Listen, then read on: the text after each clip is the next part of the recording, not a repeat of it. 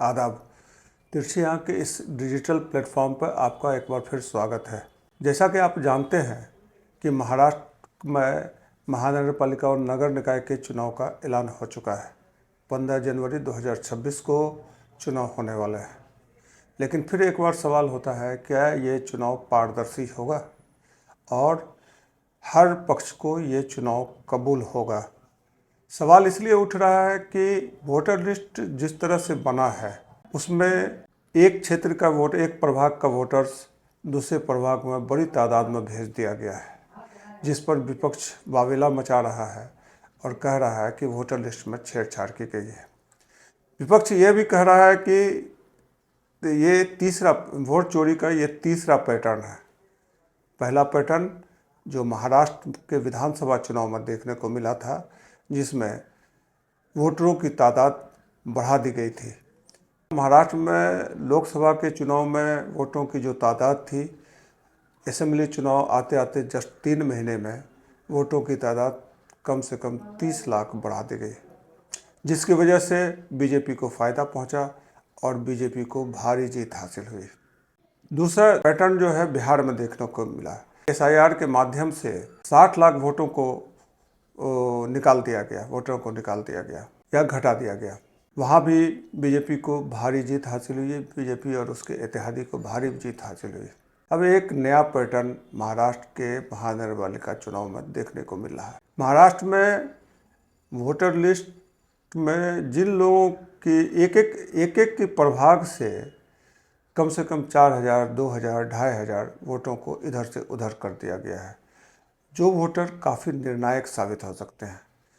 उदाहरण के लिए मीरा भाईंदर में उत्तन क्षेत्र में के 1200 वोटों को जैसल पार्क में डाल दिया गया है। अब उत्तन एक छोर पर पड़ता है और जैसल पार्क दूसरी छोर पर।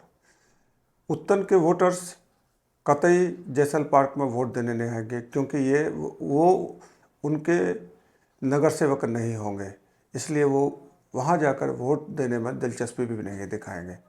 उसी तरह नया नगर क्षेत्रों में, उसी तरह कई अन्य क्षेत्रों में जो है वोटों को एक जगह से दूसरे जगह वोटों को भेज दिया गया है। विधायक का चुनाव होता तो शायद एक जगह से दूसरी जगह जाकर वोट दे भी देते, लेकिन ये नगर सेवक का चुनाव है और नगर सेवक के चुनाव में कोई भी आदमी अपने ही वार्ड के नगर सेवकों को वोट देना पसंद करता है। लेकिन क्या ये स्ट्रेटजी के साथ किया गया है?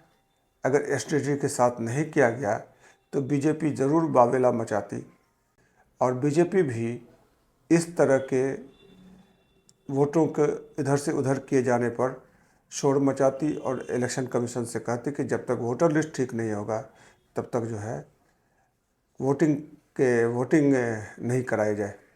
विपक्ष का कहना है कि हमारे पास जो दूसरे क्षेत्र में वोटर चले गए हैं या भेज दिया गया है, उनके पते भी नहीं हैं, हम उनसे कांटेक्ट भी नहीं कर सकते हैं। साथ ही जो टाइमिंग है, उस टाइमिंग में वोटिंग का टाइमिंग, ये फॉर्म भरने से लेकर के मतदान की तारीख तक का जो टाइमिंग है 15-20 दिनों का, उस 15-20 दिनों में हम उतनी दूर जाकर वोटर का पता लगाना, फिर वोटरों को समझाना कि आपको वोट देने आना है, ये बहुत मुश्किल काम है। क्योंकि एक प्रभाग बहुत बड़ा होता है जहाँ 30 से 40 हज़ार वोटर होते हैं। साथ ही विपक्ष का कहना है कि संसाधनों की भी कमी है और बीजेपी के पास संसाधन सबसे ज़्यादा है। उनके पास चूँकि असेंबली इलेक्शन में भी जीत गए हैं और उनके पास पैसे भी हैं, तो वो जो है उनके पास आदमी भी हो जाएंगे और वो दूसरी जगह से अपने संसाधनों का उपयोग कर करके उन वोटों को अपनी जगह ला सकते हैं।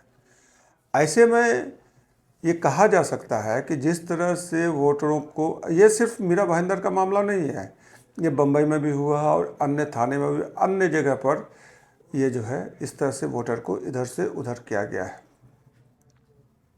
ये गलती से हुई है या जानबूझ कर की गई है, ये तो बाद में पता चलेगा जब वोटिंग हो जाएगा।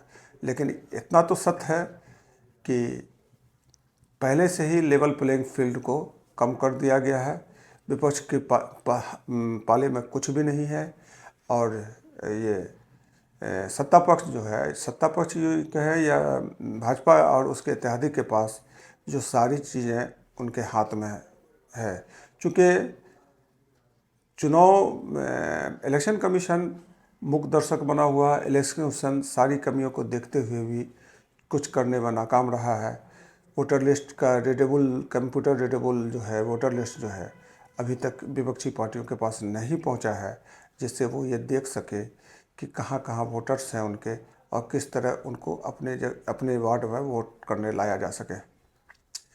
एक बार फिर ये उम्मीद जताई, जिस तरह से वोटों का हेरफेर हुआ है, इस तरह एक बार फिर ये उम्मीद जताई जा रही है कि भाजपा इस महानगरपालिका चुनाव में, ज़्यादातर महानगरपालिकाओं में अपना स्टैटिक 90 से ऊपर का बनाएगा। और इसमें कोई शक नहीं है कि चुनाव के बाद विपक्ष एक बार फिर वोट चोरी का इल्ज़ाम लगाएगा। सारी कवायद के बावजूद भी चूँकि भाजपा के लिए चुनाव ही सबसे महत्वपूर्ण है, चुनाव जीतना ही सबसे महत्वपूर्ण है, इसलिए ये चुनाव भी विवादास्पद रहेगा, ऐसा पूरे यकीन के साथ कहा जा सकता है। आज का वीडियो यही ख़त्म करते हैं। मैं मुशर्रफ शमसी आपसे अलविदा कहता हूँ और साथ ही अगले वीडियो में फिर उपस्थित रहूँगा। लेकिन इस वीडियो को कृपया मेरा हौसला बढ़ाने के लिए सब्सक्राइब और लाइक करें। मैं आपका आभारी रहूँगा।